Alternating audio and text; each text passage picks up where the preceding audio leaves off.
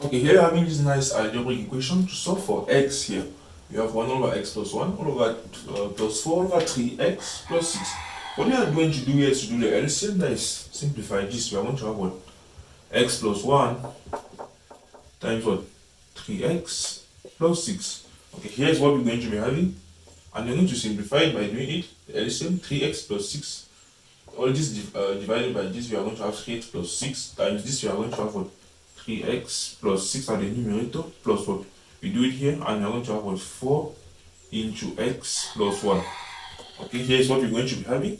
Okay, we equate this equals to 2 and 3. That will be equals to 2 and 3.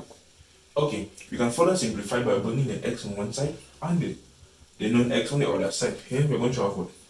3 times plus this, that is 7x plus, okay, 7 all over what? We also expand this one by using the multiplication, that this times this, this times this, this times this one. Okay, I have the answer. That will be what? 3x squared plus 6x plus 3x plus 6 is equals to what? We equate it to this 2 and 3. Okay, we can further simplify to have what? 7x plus 1 plus 7 all over what? We simplify this to have 3x squared plus this and this, we have 9x plus 6 equals to 2 and 3. Here now we can cross multiplication, because it's equals to, that gives us the possibility to do a cross multiplication. We're going to be having what? This and this, we're going to have 7 times 3, that will be 21, x plus 21 equals to what? This and this, we have 2 times 3, that will be 6x squared. 6x squared plus 2 times this, that is 18 x plus 12. Okay, we can then bring all on one side and so as to have equals to 0 and solve using the quadratic principle, that is x is equals to negative b plus minus b squared minus 4ac square root of this all over 2a. And here is the quadratic formula that we are going to be using. Okay, you can bring everything here to have, bring it here to have 6x squared. Bring everything here, 6x squared plus 18x plus 12. And in case you bring this here, we are going to put the negative because we are crossing the equality sign. Here we are going to have minus 21x minus 21, and that will be equals to 0. Okay, at this point you have 6x squared plus this. We are going to bring to simplify. Okay, we're going to have what? 6x squared 8 minus 18 minus 21. Let's just do it. 18 minus 21. Okay, that will be minus 3x. Okay, 12 minus 21. That will be minus 9 equals to 0. Hence, we're having this equals to 0. We can further simplify by dividing everywhere by a 3. Okay, we're going to have 2x squared minus x minus 3 equals to 0.